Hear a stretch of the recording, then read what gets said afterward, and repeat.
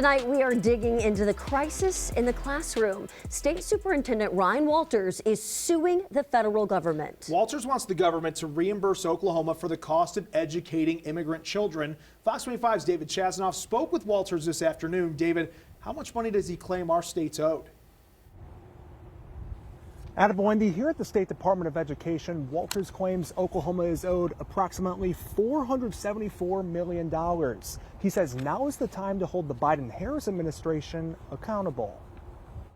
This lawsuit calls out the Secretary of Homeland Security, Alejandro Mayorkas, ICE officials Pete Flores and Patrick Leitner, and the Biden-Harris administration. What we've seen are Kamala Harris and Joe Biden allow this border to be overrun, allowed illegal immigrants into the state of Oklahoma and into our schools. In the 20-page document, Ryan Walters says resources that should benefit Oklahoma children are instead being redirected to address the federal government's failures. We want to make sure that the $474 million Oklahoma taxpayers spent to educate the children of illegal immigrants is reimbursed back to our taxpayers so that it can go back into our schools and make sure that we're getting the best education possible for our kids. An immigrant advocacy group is calling this lawsuit utterly ridiculous. Walters filed these papers in the U.S. Western District Court of Oklahoma. Frankly, I think it's embarrassing that while we are in the 49th ranking in the U.S. on education, our superintendent continues to focus on vilifying and further isolating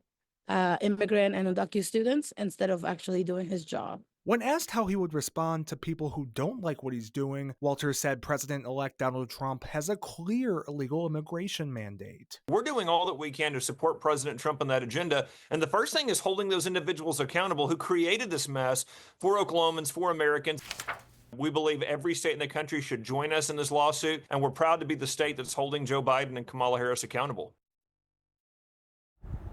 So it's a pretty extensive lawsuit, and Walters tells me he believes the federal government has about 30 days to respond. ICE tells me they do not comment on any ongoing litigation.